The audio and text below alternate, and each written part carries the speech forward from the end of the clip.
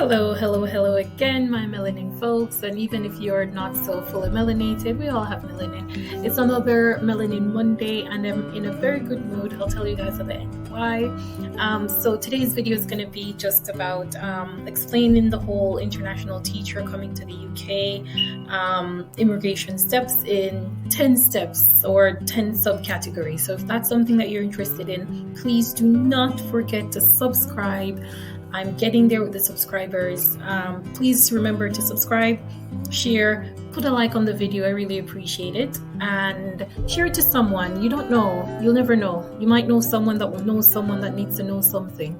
Share it. So without further ado, let's jump right into the video. Okay, now number one is going to be your documents. So I'm just going to give you a list of the documents that you'll need. So first of all, passport, you can't leave the country without it. Your degree or certificate, so whether that might be a bachelor's, a master's, a diploma, whatever it is, you need your degree certificate. You also need the transcript of a breakdown of all that you've done in your degree and what was the grades on it. You also need, of course, your CV and a cover letter on there. Even though, as I said in my previous video, you'll probably need to update it. You'll also need your birth certificate. In most cases, they'll need that. In some cases, not. You need 2 forms of proof of addresses. So that could be a few things. It's mostly the same things that you'll use. So like your bills in your name, a tenancy agreement, that type of thing. You will also need, if you have it, your QTS. You will need to do a NARIC, which we'll explain a bit further down. And of course, you'll need a police certificate.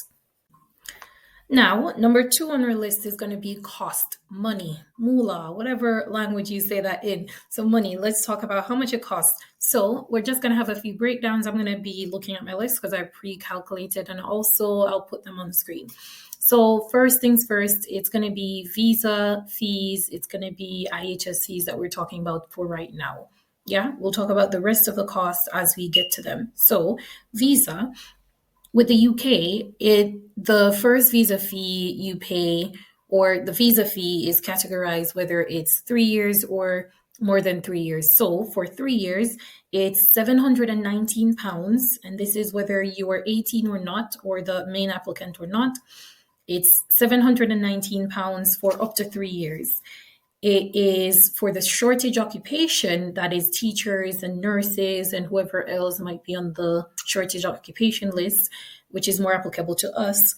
It is £551 instead. The difference is only £168. And even though it doesn't sound like a lot, it really is, especially if you're converting from your other currency. Now let's look at the visa above 3 years, meaning if you're looking for a visa to stay for more than 3 years. For that visa, it is $1,420 for regular. And if you're on the shortage occupation list, it is $1,084. So the difference is actually £336, and that's for above. Now let's look at IHS fees. IHS fees this is charged per year. So this goes hand in hand with your visa. So your visa, whether you're applying for 1, 2, or 3 years, it's the same £551, for example.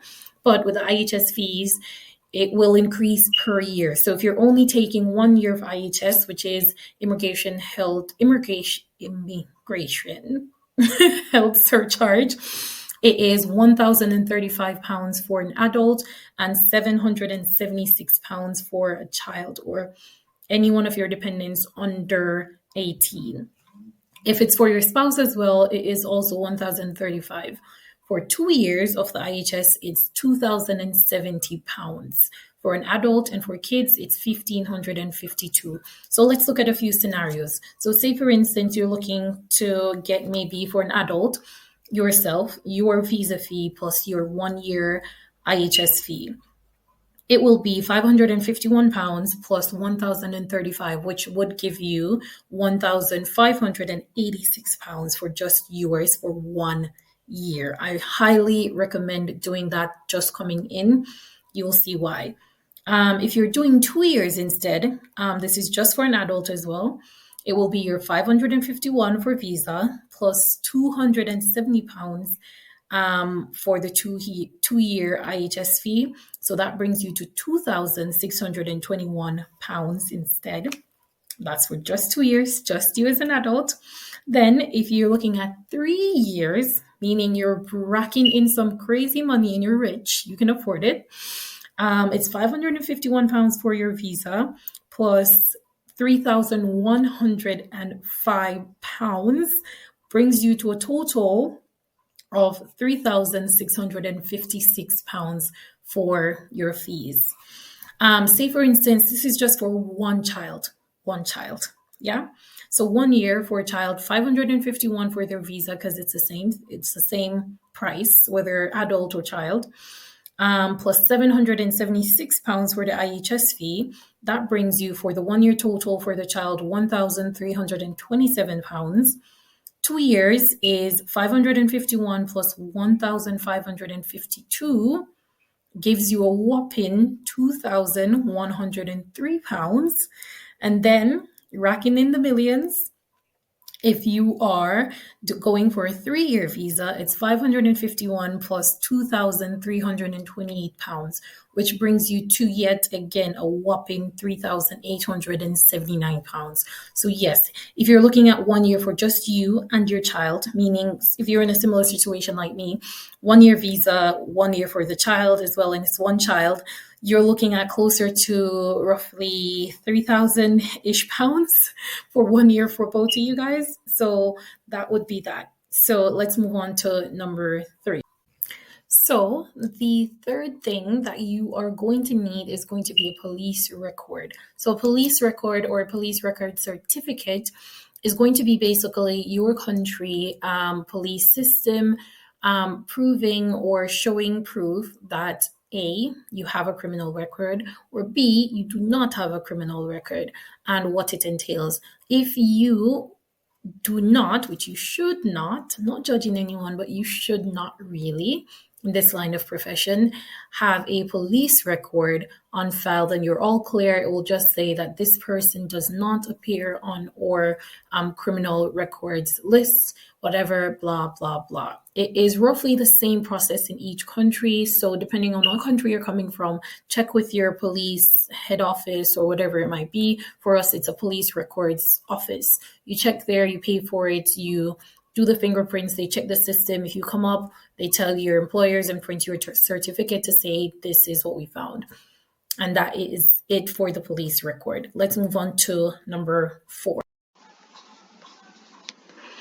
Okay, so let's do this again. So this is number 4A and 4B. So 4A is going to be what is teacher registration and how to do it. So for reference, this one is on the jtc.gov.jm website. So this means it's the Jamaican Teaching Council. So it says teacher registration is where all the public sector workers are basically assessed, and their qualifications and character is assessed to determine that they are suitable to educate the nation's youth. How to become a registered teacher is another very simple thing. So normally, and I assume that this will be the same, do not quote me on this one, do double check with your own council in your own country, but it is normally roughly the same process. So how to become a registered teacher. So it's normally done online based on my understanding. I've even had a South African friend that has told me that he's done roughly the same thing. They'll normally need something like your birth certificate, copies of your academic qualification. That means your certificate plus your transcript. 2 written character references was a must. Certified copies of your TRN and NIS, that's for Jamaicans. I believe it's roughly the same thing in other countries as well. Passport size photo, your police record, that's if you're in early childhood, which I can't tell if most of you guys are or not, and also if you're in early childhood, which is below high school, basically primary or less, or reception, you'd also need a food handlers. Now, as it relates to 4B, let us look at the statement of professional standing. And this is what mine looked like. I blocked out my reference numbers. So Mine says, Miss Patterson is a trained graduate of the Michael University College, where she pursued a Bachelor's of Education specializing in biology education. The JTC, which is Jamaica Teaching Council, is the agency of the Ministry of Education. We call it MOE, with the mandate to regulate the teaching profession. So the last line is probably the most important. It says, Miss Patterson is also a registered teacher with the Ministry of Education and Youth, and her right to teach has never been suspended, revoked, or cancelled. That is one big deal when it comes on to safeguarding in the UK. So hopefully that clarifies that. Okay, then number 5 on our list is going to be references. In most cases, you need at least 2 references, and you will need these details for them. So their name, of course, first and last, telephone number, their work email address. You'll also need to state the nature of the reference in the sense where, is it an academic reference? Is it a character reference? Is it someone that was your supervisor? Are they your principal at school? Were they your course supervisor in college, that type of thing? And then address. Address is normally based on, say, for instance, you know them from work. You would then put their work address, because in most cases, the person acting as your reference would not give you their regular address. And you'd need 2 of those. You would not, in most cases, need a physical character reference, but just these details for them, and they will ask you to put them down. They'll send them an email and then they'll fill in a form. So for number 6, I had agency interview COS. So once you've chosen your agency, or once you've gotten a specific agency working with, you've gotten an interview, based on my interview tips in my last video, you should be able to definitely hit that job and definitely get it. I will show you guys what my COS looks like. I'll put that on screen. So your COS in most cases will have 2 different types of numbers on there. It will have your sponsor license number and then your COS number. I'll put that on screen. And that is all it is for agency interview COS. So once you've gone to the COS, let's go into number. Okay, so number 7 will be that submitting for the visa. So of course you're going to submit an application for your visa, and that is going to be a separate video because that is a process. I've already pre-recorded it. I recorded it live when I was doing my second visa. So I'll show you guys how that looks. And then after you've submitted for your visa, it will allow you to go ahead and pay for the IHS fee first, and then pay for the visa fee. Once you pay for the visa fee, it will then ask you to book an appointment for your fingerprint. The fingerprint's going to be used, and your eye scan is going to be used for your BRP. That's your biometric residency permit. Yeah. And that's going to be basically your ID in the UK. Once you've set your appointment, attended your appointment, done the fingerprint, you will have to set a date, or pay for and set a date for the courier service to return your passport with the visa, because fingers crossed, we are speaking into being, you're getting that visa. Yeah. All right. Once you get the passport back, that is basically the end of number 7, and you're basically on your way to coming to the UK. All right, now in terms of number 8, we'll be looking at accommodation and Airbnb. So my take on this one is a bit mixed. So the agencies will actually advise you, and they will not advise you anything else, that you should book an Airbnb to come here. But if you actually check out Airbnb prices, you're looking at upwards of £50 a night, roughly. And there's no telling, with how the UK housing system is, there's no telling how long you'll be in an Airbnb waiting to get somewhere. So what I did, and this is purely based on my own opinion, what I did was to actually go on to Spare Room instead. And there's 3 websites that you can actually really use: Spare Room, Zoopla, and Rightmove. Rightmove and Zoopla is really for more renting once you're already in the UK, and buying, really. So those 2 are a bit more official. Spare Room is literally what it sounds like. It's someone having a spare room that wants to make some extra cash and will accommodate you. So if you're not fussy and you're not coming as a family, Spare Room is your best option, cheapest option. So you can come in through spare room, look at a few rooms. You might find someone that will offer you a 1 bedroom, and you're obviously sharing a bathroom, kitchen, living space, everything with them, maybe 500, depending on what area you're in, by the way. And it will normally already come very furnished and very comfortable. So it's a really good way to get that one. And in some cases, with the spare room offers, you might not have to put down a deposit. So say, for instance, the house, the room is 500 for the rent. You don't have to put down 1,000 in total before you get in. So it's a 1 month security deposit plus the rent. You might just get away with doing just 1 month. So that's my take on accommodation. Let's get right into number 2. Now, if you have gotten to this part, it is very exciting.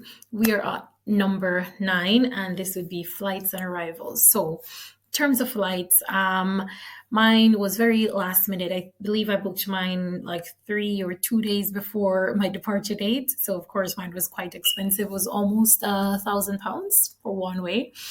I came with British Airways because that's the main one that came from Kingston to UK, and I came through to Gatwick. I think it was Terminal 4. Yeah, whichever terminal it comes through from Jamaica to that one, if not South Terminal, one of them. The other major one that you might get into is Heathrow. So most people, depending on what country you're coming from, it's either going to be Heathrow or Gatwick. So you'd book through them.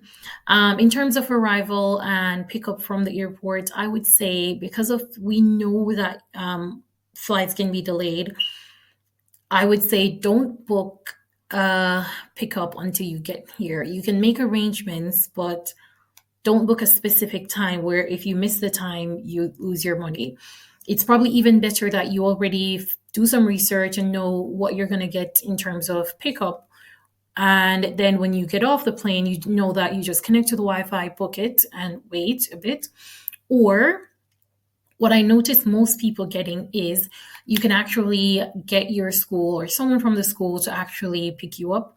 And that would save you a couple of bucks, but also make it so much easier because you'll get someone picking you directly up there to the house or to your accommodation, and you're fine. So that's my take on flights on arrival. And then lastly, so my top tips for the UK. First things first, leave the negative comments and opinions and everything back home. Come open-minded, get prepared, or prepare yourself to go through a phase where you're going to be like, okay, I'm going to book a flight, go back home. Prepare for that. That's 1 and 2. Third thing's going to be get your essentials as soon as you get here. So a coat, depending on, it really doesn't even matter what time you get here. You're probably not coming from somewhere that's cold. So get a coat, your winter clothes, just a week's worth of food because you're going to be jet lagged. And get your phone number, get yourself a phone number as soon as you get here. You can get one at the airport, or to get it cheaper in any convenience store, just buy a prepaid one and then get one afterwards. Check at the post office if you want, or if you get here on time, for your BRP and those types of things. Just get those things, get settled, make sure your school knows that you're here, and start looking at routes, start getting used to the area, because this is going to be your new home for a while. So to share with you guys why I was so excited at first, I am now officially with my provisional license. I just got it today, literally before filming this video. I'm so excited. Everything's literally moving so fast and so efficiently. So I'm so excited to get that started. But yeah, if you found this video helpful, please don't forget to like, subscribe, share, and leave a comment on what maybe you'd want to hear me talk about. Some things that other people are probably not so inclined on explaining. I'll definitely try to make a video of it. So see you guys next time, and thanks for watching.